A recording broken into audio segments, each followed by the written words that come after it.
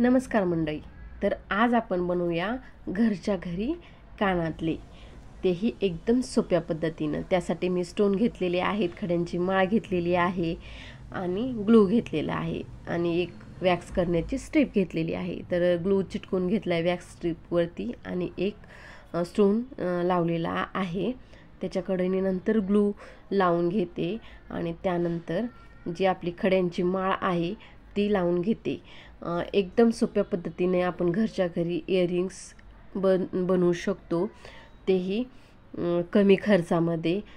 माळ ही जी माळ आहे स्टोनची ती भेटते मीटरवरती. आय थिंक 20 रुपये मीटर मी आणलेली आहे, 2 मीटर. आणि ते खडे भेटतात एक छटाकला 30 रुपयेमध्ये. तर ह्याच्यामध्ये भरपूर इयरिंग्स आपण बनवू शकतो आणि तेही सोप्या पद्धतीने. आणि ग्लू आणलेला आहे 40 रुपयाला. तर त्यामध्ये पण आपण भरपूर इयरिंग्स बनवू शकतो. तर घरच्या घरीच आपण जर तुम्हाला व्यवसाय करायचा असेल किंवा बचत गटाचे स्टॉल वगैरे लागतात बघा, तर त्यावेळेस तुम्ही असे कानातले बनवून वगैरे बनवून विकू शकता. तर तेही वेगवेगळ्या डिझाईन्स बनवून.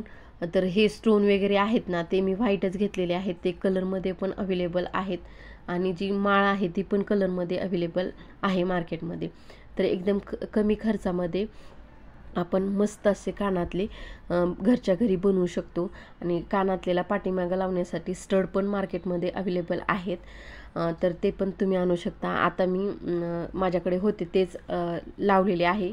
आणि सुरुवातीला ट्राय करण्यासाठी तुम्ही जे खराब कानातले आहेत ना, त्याचे स्टड वापरू शकता आणि त्याची फिरकी पण तुम्ही लावू शकता.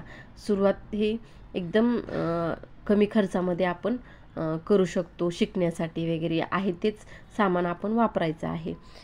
तर बघा, अशा पद्धतीनं मी कट करून घेतलेलं आहे लावून.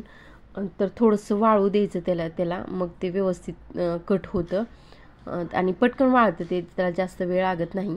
तर बघा, त्यानंतर मी पाठीमागं ग्लू लावून घेतलेला आहे आणि ते स्टड पाठीमागून चिटकवलेलं आहे. अशा पद्धतीने एकदम सोप्या पद्धतीने आपले इयरिंग्स तयार होतात. तर आपण जशी पाहिजे तशी डिझाईन पण बनवू शकतो. तर चला, मी असे बनवले. आवडले काही नक्की कमेंट करून सांगा.